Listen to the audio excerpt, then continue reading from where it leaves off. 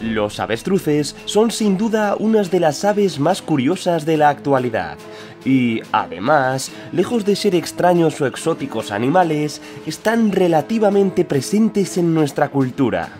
Su imponente tamaño siempre ha cautivado el interés de los antiguos, pero ¿qué nos esconde su historia evolutiva?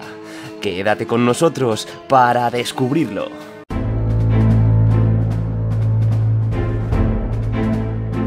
Hola, bienvenido a Paleomanía.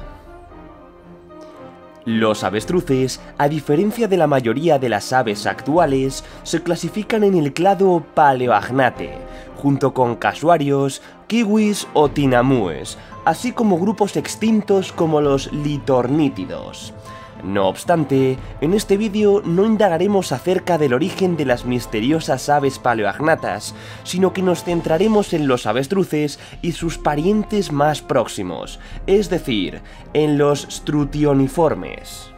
Todo comienza en el Paleógeno de Europa, donde entre los muchos grupos de mamíferos y reptiles del momento tenemos constancia de una gran cantidad de aves con características cursoriales, es decir, adaptadas para correr.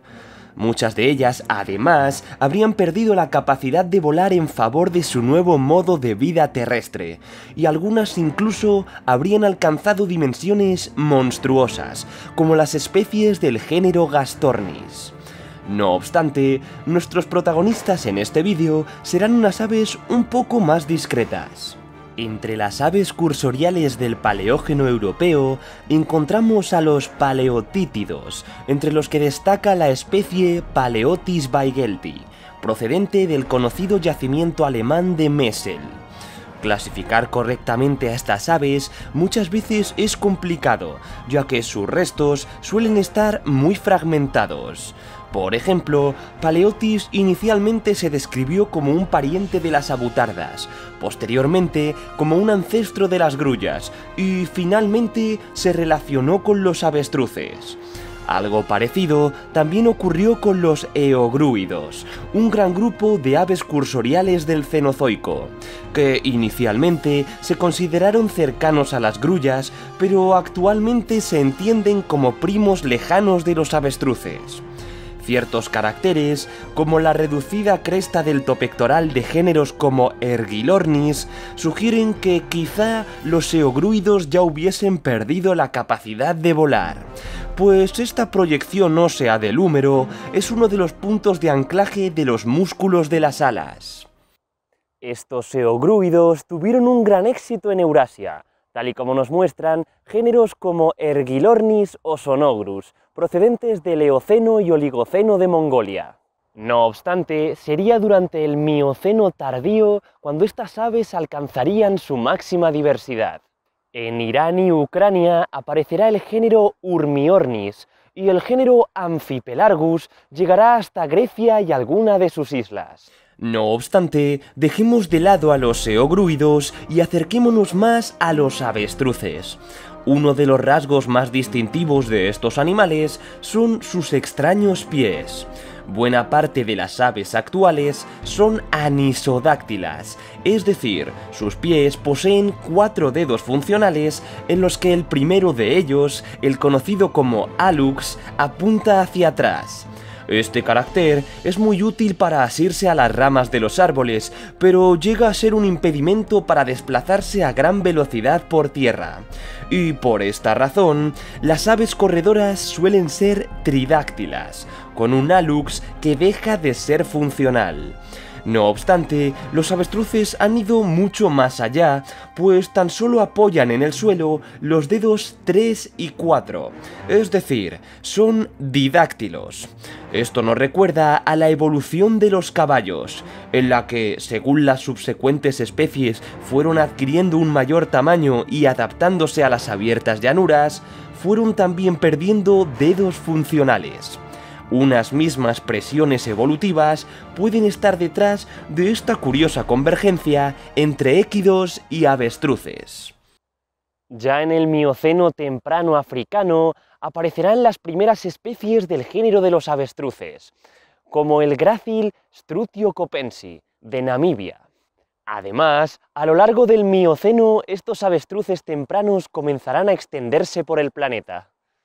Al final de este periodo ya pudimos encontrar a especies como Strutio orlovi en Moldavia, Strutio lynxianensis en China o Strutio caratheodoris en Grecia, el cual ya era mayor que los avestruces actuales.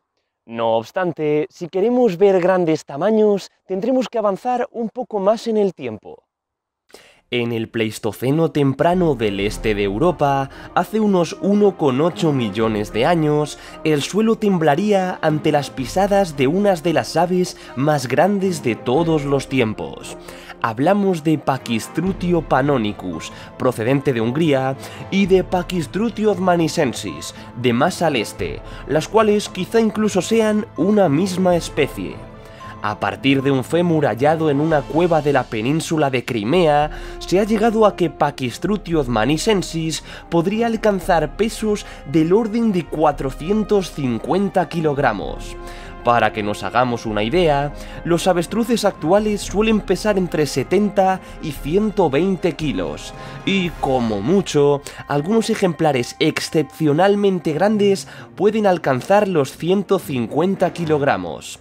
Esto, sumado a sus cerca de 3,5 metros de estatura, catapultaría al género Pachystrutio al podio de las mayores aves de todos los tiempos, junto con carismáticos animales como el ave elefante Borombe titán de Madagascar o el australiano Dromornis tirtoni, de los que ya hemos hablado en otros vídeos. Estos megaavestruces, al parecer, fueron unos importantes integrantes de la megafauna del Pleistoceno temprano del este de Europa, y aparecen en los mismos paleoecosistemas que grandes depredadores como la hiena gigante, el guepardo gigante o distintos tipos de félidos macairodontinos. No obstante, entre esta antigua megafauna aparece también un animal mucho más cercano a nosotros, Homo erectus. Este homínido, el primero en extenderse masivamente por Eurasia, también convivió con estos antiguos megaavestruces. Al igual que Homo erectus, Pachystrutio odmanicensis, al parecer, también migró hacia las estepas pontocáspicas, atravesando el Cáucaso desde el sur, lo que ata aún más la historia evolutiva de los parientes de los avestruces con nuestros primos más cercanos. Pero, volviendo a África, nuevas especies cada vez más cercanas a los avestruces de hoy en día estaban apareciendo. De hecho, durante el Pleistoceno medio ya comenzamos a tener evidencias de las dos especies actuales. Y sí, has oído bien, pues a día de hoy los avestruces no extintos se clasifican en dos especies, ambas presentes de manera nativa únicamente en el continente africano. Por un lado tenemos al extendido Strutio camelus, el avestruz común, y por otro a Strutio molybdophanes, el avestruz somalí, autóctono del Cuerno de África. No obstante, nuestra historia no acaba aquí, pues aún no hemos tratado la que posiblemente sea la rama más misteriosa y menos conocida de los avestruces, la asiática.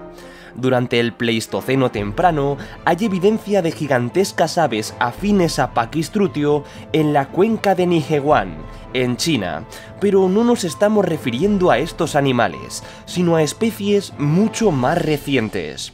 Son muy frecuentes en muchos yacimientos los restos de huevo de avestruz, que a veces suelen atribuirse a Strutio asiaticus, una especie de taxón cajón desastre, es decir, que se incluye aquí a muchos especímenes dudosos o fragmentarios basándose en características morfológicas generalmente superficiales.